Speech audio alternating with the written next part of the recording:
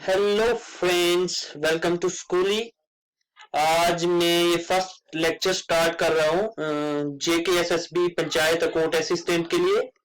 और इसमें मैं कवर करूंगा history of Jammu and Kashmir. तो आज इस पहले लेक्चर में, इस सीरीज के पहले लेक्चर में मैं आपको ancient history of Jammu and Kashmir के बारे में बताऊंगा। और अगर आप पूरी वीडियो देखेंगे और जो कुछ मैं पढ़ाऊंगा वो अच्छे से पढ़ेंगे और नोट बना लेंगे, तो मेरा ये दावा है और ये पक्का प्रॉमिस है आपसे कि कोई भी ऐसा क्वेश्चन नहीं आएगा, चाहे वो JKSSB पंचायत अकाउंट असिस्टेंट का एग्जाम हो या फिर कोई और एग्जाम हो या फिर कोई इंटरव्यू वगैरह हो, क्योंकि इंटरव्यूज में अक्सर ये क्वेश्चन पूछे जाते हैं, चाहे फिर वो KS वगैरह के इंटरव्यू ही क्यों ना हो, तो उसमें भी यही क्वेश्चंस इन्हीं से ही पूछे जाएंगे। कोई क्वेश्चन इसके बाहर नहीं आएगा, ये गारंटी है। आप पूरी वीडियो देखिएगा और चलिए स्टार्ट करते हैं ancient history of Jammu and Kashmir. तो कंप्लीट डिटेल में हम पढ़ेंगे। ठीक है, सबसे पहले है कि ये कश्मीर जो है इसका नाम कैसे पड़ा, तो इसके बारे में हम पढ़ेंगे। देखो, सबसे पहले हिस्टोरियंस का क्या कहना है। तो हिस्टोरियंस का कहना है कि कश्मीर जो पहले एक लेक होती थी, ठीक है, ये कश्मीर जो है एक झील होती थी पहले, एक लेक। फिर हिंदू माइथोलॉजीज जो है, मिथ्स है हिंदूज, उनका कहना है कि ये जो कश्मीर का नाम कश्मीर पड़ा है ये सेंट कश्यप के नाम पे पड़ा है।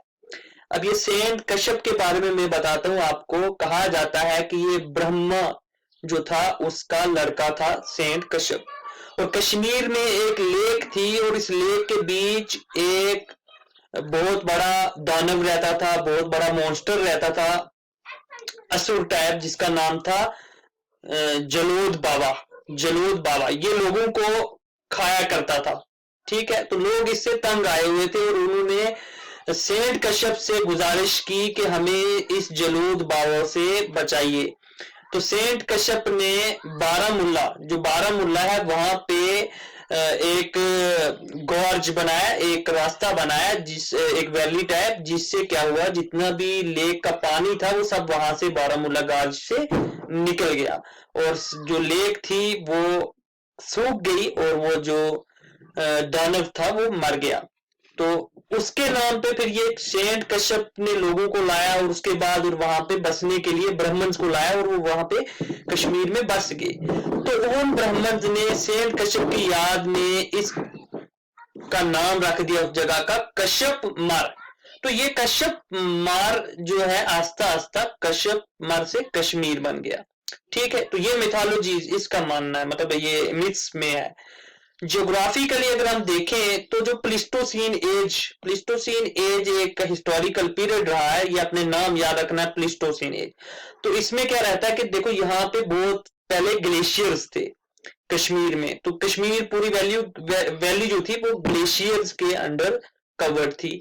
और जब ये ग्लेशियर यहाँ पे थे और जब ये ग्लेशियर प्लिस्टोसीन एज में पिघलने शुरू हुए हैं, तो जब ये पिघले हैं तो इससे जो पानी निकला है वो पानी से यहाँ पे कश्मीर में लेक्स बन गई। ठीक है, और उन्हीं लेक्स से कश्मीर वैली बनती है, जब वो लेक्स जो है वो अपने बारामूला गाज से बाहर निकल गए। ठीक है, तो ये इसी लेक्स, आप ये याद रखना कि कश्मीर में करेवाज जो है, करेवाज क्या है, कश्मीर में एक किस्म की मिट्टी होती है, सॉइल होती है, जिसमें सेफ्रॉन उगाया जाता है। तो वो सेफ्रॉन उगाने के लिए बहुत ही फायदेमंद होती है। तो ये करेवाज बेसिकली ये मिट्टी कैसे बनी, ये जो प्लिस्टोसीन एज में जो ग्लेशियर जो जितना भी ग्लेशियर ने अपना जो लोड था डिपॉजिट किया था, सेडिमेंट्स वगैरह डिपॉजिट किए थे, वही over the period of time वो सेडिमेंट्स जो हैं उनकी सेडिमेंटेशन होने की वजह से जो सॉइल बनी उसको करेवाज बोलते हैं। अब इटिमोलॉजी होता है कि किसी वर्ड को हम पढ़ते हैं कि जैसे कश्मीर है तो ये कैसे बना होगा, तो उसको बोलते हैं इटिमोलॉजी। तो इटिमोलॉजिकली हम बोलते हैं कि कश्मीर दो लफ्ज से बना है, का और शमीर से। का बोलते हैं वाटर को, मतलब पानी कश्मीरी में, और शमीर होता है कि सूख जाना, डेसिकेट। तो मतलब पानी जो लेक थी वो पानी निकल गया और सूख गई वो लेक, और कश्मीर का शमीर। ठीक है, तो ये उससे बना है। तो ये नाम के बारे में बेसिकली इससे क्वेश्चन क्या बनेगा, ये अगले ही वीडियो में मैं आधी वीडियो पे डिस्कस किया करूंगा पिछली वीडियोस के रिलेटेड एमसीक्यूज। अगर आप मेरे साथ बने रहेंगे तो आपको पता चलेगा कि इन चीजों से मैं कैसे आपको क्वेश्चन बना के लाऊंगा और कैसे एग्जाम में भी क्वेश्चन आते हैं। तो आपने ये सब चीजें याद कर लेनी है, बाकी ऑप्शंस देके आपको याद आ जाएगा। और वीडियो अगर अच्छी लगे तो उसे सब्सक्राइब करिएगा हमारे चैनल को, अगर पहली बार आए हो, और वीडियो अच्छी लगे तो उसे शेयर जरूर करिएगा। आपको कोई भी क्वेश्चन ऐसा नहीं आएगा जो आप अटेम्प्ट ना कर पाओ, ना पढ़ा हो। हिस्टोरियोग्राफी, देखिए हिस्टोरियोग्राफी क्या होता है कि बेसिकली हम कश्मीर की स्टडी कर रहे हैं, तो कश्मीर के बारे में हमें जो हिस्टोरियंस हैं वो कौन सी रिसोर्सेज से उनको कश्मीर के बारे में जानकारी मिलती है। कोई घर बैठ के तुक्के नहीं मार सकता कि कश्मीर में ये हुआ था, ये किंग था, वो किंग था। तो कोई रिसोर्सेज होगी, कोई बुक्स हो सकती हैं, या हिस्टोरिकली जो आर्कियोलॉजिस्ट हैं वो क्या करते हैं, वो जमीन खोदते हैं और उससे बहुत सारी चीजें निकलती हैं, कॉइन्स निकलते हैं, कुछ पुरानी बिल्डिंग्स के बारे में पता चलता है, स्टोन्स के इंस्क्रिप्शंस के बारे में पता चलता है। तो इन चीजों से हम देखते हैं। तो इस तरीके से हिस्टोरियोग्राफी होती है कि कौन कौन सी रिसोर्सेज से हमें स्टडी करने को मिलता है कश्मीर के बारे में। तो पहली हमारी रिसोर्सेज क्या है, नीलमत पुराना। ये नीलमत पुराना देखो, हिंदुइज्म में पुराना, ये पुराना जो पुराण बोलते हैं इनको, बहुत सारी पुराण से, तो ये किताब हैं। इन किताबों में, इन बुक्स में हमें कश्मीर के बारे में थोड़ी थोड़ी इंफॉर्मेशन मिलती है, लेकिन वो करेक्ट नहीं होगी, क्योंकि हिंदुइज्म में जो इंफॉर्मेशन जो इन पुराण में लिखी है वो जरूरी नहीं है, वो मिथ्स भी हो सकती है, वो कहानियां भी हो सकती है, जरूरी नहीं है वो करेक्ट हो। तो इस पे थोड़ा बहुत हम रिलाई कर सकते हैं, बट ओवरऑल हम इस पे रिलायबल ये नहीं है, रिलाई नहीं कर सकते। तो जैसे पुराण कितने टाइप की हैं, कौन कौन सी किस्म की हैं, तो आपको पता ही होगा, भगवत पुराण, विष्णु पुराण, ये सब, तो ये वो हमने नहीं पढ़नी है। सबसे इंपॉर्टेंट और जिस पे मैक्सिमम क्वेश्चंस बनेंगे एंशियंट कश्मीर की हिस्ट्री से, वो है राज तरंगनी। तो राज तरंगनी एक बुक है जिससे हमें मैक्सिमम जम्मू एंड कश्मीर की हिस्ट्री के बारे में मिलता है। Very very very important. तो ये राज तरंगनी किसने लिखी है, तो आपको याद रखना कलहन, पहला नाम चीज याद रखनी, कलहन ने लिखी थी। और कब लिखी थी, कलहन ने ये मेडिवल टाइम में लिखी है, इसीलिए बहुत ज्यादा मशहूर है, बहुत ज्यादा अर्लीस्ट, ये अर्लीस्ट हिस्टोरियंस बोलते हैं कलहन को, पूरे इंडिया का अर्लीस्ट हिस्टोरियन बोलते हैं, सिर्फ जम्मू एंड कश्मीर का नहीं, पूरे इंडिया का। तो इसने 1148 से 1150 तक एडी या सीई, मतलब आज से तकरीबन 900 950 साल पहले की बात है, ये किताब लिखी। तो ये डेट आपने याद रखनी, कब लिखी और कौन सी जुबान में लिखी, लैंग्वेज कौन सी थी, तो उस वक्त तो संस्कृत में लिखी इसने। तो राज तरंगनी कौन सी लैंग्वेज में है, संस्कृत में है। ठीक है, ये याद रखना। देखिए कुछ चीजें मैंने यहाँ पे वो चार्ट में लिखा, आप नोट्स बना लीजिए, नहीं तो आपको पीडीएफ भी मिल जाएगी, उसमें थोड़ा टाइम लगेगा, आप नोट्स बना लीजिए, ज्यादा अच्छा रहेगा। तो संस्कृत में लिखी थी। अब ये क्वेश्चन आ सकता है कि किसके दौरान, उस वक्त किंग कौन था, कौन सी डायनेस्टी चल रही थी, किंग कौन सा था उस वक्त। तो ये उस दौरान जो किंग था, जो राजा था, उसका नाम था जय सिम्हा।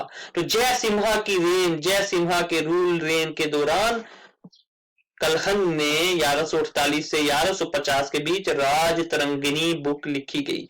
अब ये राज तरंगिनी का मतलब क्या होता है, राज मतलब राजा, तरंगिनी मतलब उन राजाओं का एक दरिया, बहता हुआ दरिया।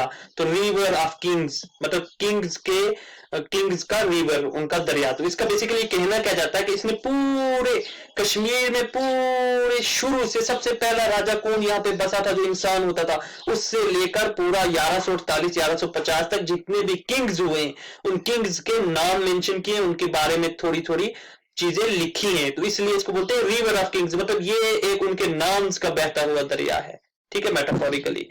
तो सबसे पहला किंग, ये क्वेश्चन आ सकता है, सबसे पहला किंग इसने कौन सा मेंशन किया है जिसने यहाँ पे रूल किया था, तो वो है गोनंदा वन। ठीक है, इसको बोल सकते हैं फाउंडर ऑफ कश्मीर। कश्मीर को फाउंड किसने किया, सबसे पहला जिसने यहाँ पे बस्ती की बुनियाद डाली, बस्ती स्टार्ट करी, कश्मीर वैली स्टार्ट करी, जहां पे लोग बसने स्टार्ट हुए, तो वो गोनंदा वन था, ये किंग था। ठीक है, सबसे पहला किंग जो राज तरंगनी में मेंशन किया गया। फिर राज तरंगनी ने, इसमें ना 3 किंग्स आते हैं जिनको ये बोलता है तुरुष्का किंग्स। तो क्वेश्चन आ सकते हैं ये तुरुष्का किंग्स जो राज तरंगनी में कलहन में मेंशन किए, वो कौन कौन से। तो कोई से भी वो तीन नाम दे देंगे ऑप्शन में, तो आपको याद रखना है वो 3 नाम कौन से थे, खुशका, जुष्का और कनिष्का। ये 3 किंग्स थे। इन 3 किंग्स को इनमें शका एंड पे आता है ना, जुष्का, कनिष्का, खुशका, तो इसलिए इनको वो बोलता है तुरुष्का। तीन मतलब तीन किंग्स ये टाइप आ गए, ये वाले तीन किंग्स को तुरुष्का किंग बोला जाता है। और इसी खुशका किंग के नाम पे आज कश्मीर में जगह है उशकूर, जुष्का के नाम पे जुकूर, और कनिष्का के नाम पे कनिष्पुर। और ये कनिष्का किंग बहुत इंपॉर्टेंट है, इसके बारे में हम आगे पढ़ेंगे, कुछ लोग जानते भी होंगे।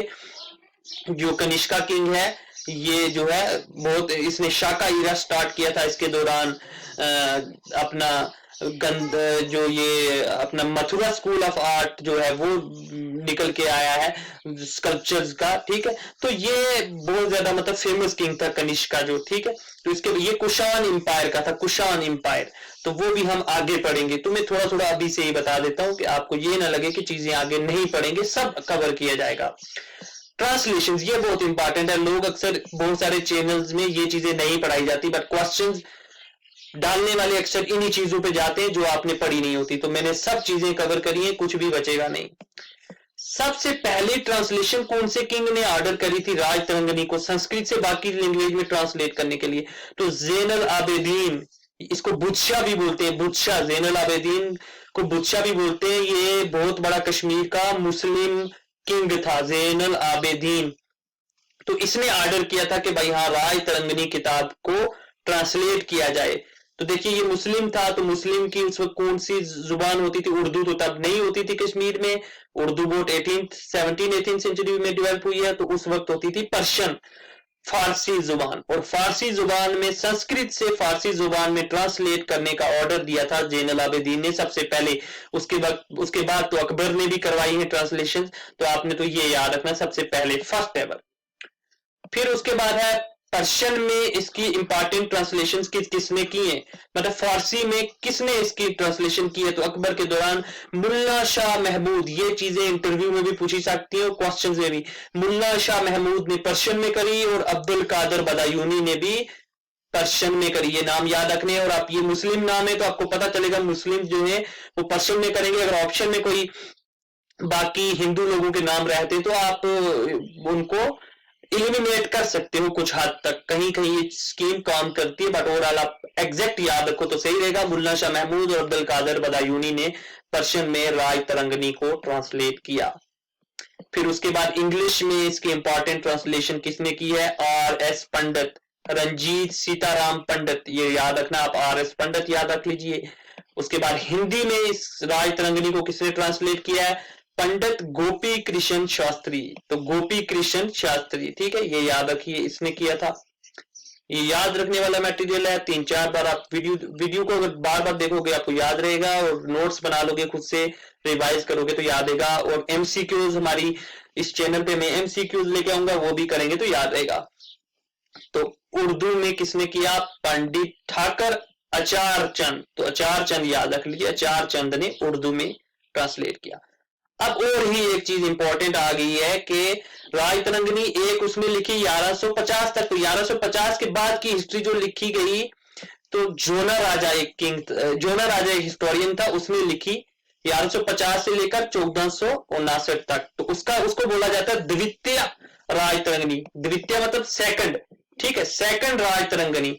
पहले जो खाली राजतरंगिणी है वो लिखी गई कलहन ने, और द्वितीय राजतरंगिणी, सेकंड राजतरंगिणी किसने लिखी? क्वेश्चन इस पे भी पूछे जाते हैं, तो वो है जोना राजा ने लिखी, ठीक है। और तृतीय राजतरंगिणी, तृतीय मतलब तीसरी राजतरंगिणी, इस टाइम के बाद वो किसने लिखी? तृतीय राजतरंगिणी को आल्सो नोन एज, एका का मतलब आल्सो नोन एज जेना राजतरंगिणी। तो ये तृतीय राजतरंगिणी या इसको जेना राजतरंगिणी भी बोलते हैं, ये किसने लिखी? जेना राजतरंगिणी किसने लिखी या तृतीय राजतरंगिणी किसने लिखी? तो शरीवारा पंडित। तो शरीवारा नाम याद रखना, शरीवारा मतलब तीसरा। अब तीसरा याद रख लीजिए, तीसरा शरीवारा ने करा, ठीक है। और चतुर्था राजतरंगिणी, चौथी राजतरंगिणी किसने लिखी? वो लिखी है सूका ने। तो याद रखिए सूका, सोका याद रखिए, सोका से हमने मार दिया चौका, ठीक है। तो चौका किसने मारा? सोका ने। तो सोका ने चौका मारा और चौथी राजतरंगिणी लिखी। तो उसके बाद हम आगे नेक्स्ट वीडियो में पढ़ेंगे। आज के लिए इतना ही काफी है, और ये चीजों पे क्वेश्चंस बन सकते हैं। नेक्स्ट वीडियो में मैं आपके लिए एमसीक्यूज भी लेके आऊंगा, या उससे नेक्स्ट में ले आऊंगा जब थोड़ी चीजें ज्यादा क्वेश्चंस बन जाएंगे 20-25, तो तब लेके आऊंगा। आगे नेक्स्ट वीडियो में हम पढ़ेंगे। तो इस वीडियो को शेयर कीजिए, अगर आपको लगता है अच्छी चीजें पढ़ाई गई हैं, यूनिक चीजें पढ़ाई गई हैं, तो इसे शेयर करिएगा और चैनल को सब्सक्राइब कीजिएगा। तो आज के लिए इतना ही काफी है। शुक्रिया।